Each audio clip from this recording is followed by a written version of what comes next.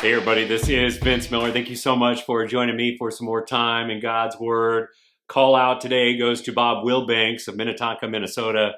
He is president of G7 Networking. Brother, thank you so much for your partnership with us, and you guys need to go check out his networking site. Today we're going to be in Nehemiah chapter 4, verses 10 through 14. Bob, you're going to love this. This is great. In Judah it was said, the strength of those who bear the burdens is failing. There is too much rubble. By ourselves, we will not be able to rebuild the wall. So kind of feel the heaviness now that the people that are doing the work are feeling. And our enemies said, they will not know or see till we come among them and kill them and stop the work. So now the enemy is protruding. At that time, the Jews who lived near them came from all directions and said to us 10 times, you must return to us. So in the lowest parts of the space behind the wall, in open places, meaning outside the wall, I stationed the people by their clans with their swords, their spears, and their bows. And I looked and arose and I said to the nobles and to the officials and to the rest of the people, do not be afraid of them. Remember the Lord who is great and awesome, and fight for your brothers, your sons, your daughters, your wives, and your homes. This is a great text. Now, there is a bunch of really interesting little tidbits in each one of these verses, so I'm just going to go verse by verse here. Number 1, verse 10 represents a song. It was probably like a refrain or a bridge that people sang as they worked on the wall. And this is evident by how the text is metered when you read it in the Hebrew. You might think of this kind of like a song that they sang that was probably similar to like Chain Gang, which was sung by Sam Cooke. And I put a link in there so you can listen to that old song today. But now it's really becoming evident by this song and the refrain that they're singing that it's all becoming this self-fulfilling prophecy, that they're beginning to believe that they're weak and broken and they're growing fearful.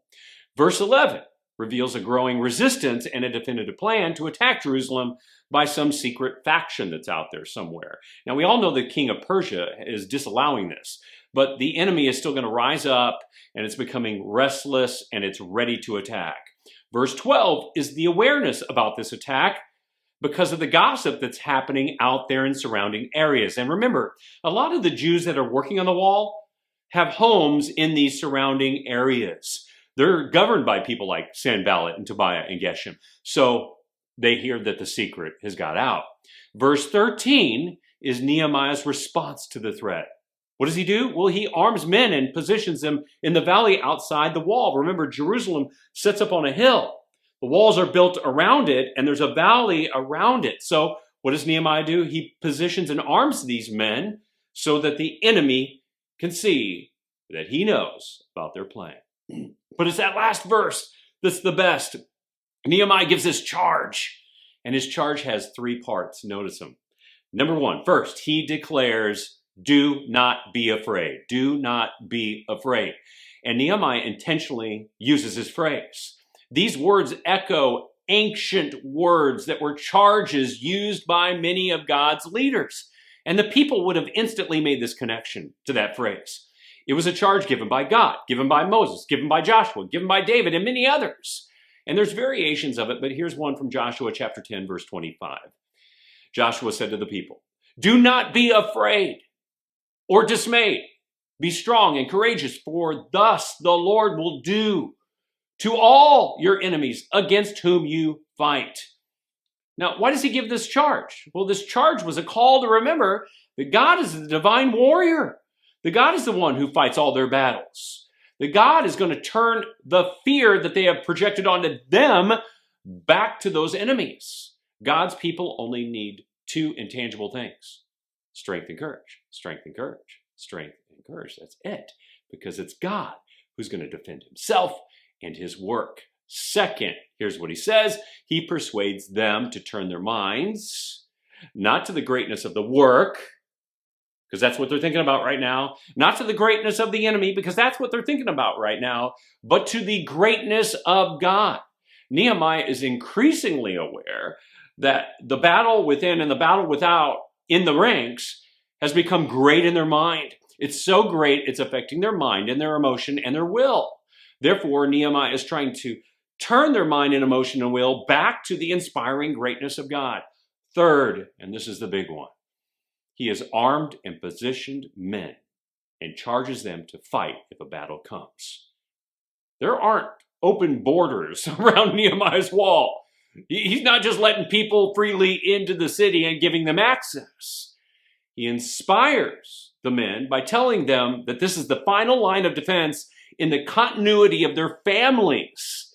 So Nehemiah makes a show of protection, which, by the way, is just enough to thwart the plans of the rising resistance. So here's a very practical application for you today. Number one, face fears with faith. Everyone encounters situations in life that invoke fear and anxiety. The key is not to allow the fear to take precedence over your faith. Number two, shift focus to fearing God. So when your fear strikes, you need to immediately and consciously shift your focus intentionally to God's greatness. When we fear the greatness of God, human fears are cast aside. Number three, prepare with defensive action. You got to arm yourself for defensive action. This might mean reading certain scriptures or seeking wise counsel or countering the challenges with some kind of action. Faith is active, not passive. So defend yourself. And number four, very important, just remember why. Remember what's truly important in our lives. And in everything, fight for the right reasons, in the right time, and the right way. I love you guys. I pray this has blessed you. If it has, share it with someone else, and I'll see you right back here again tomorrow.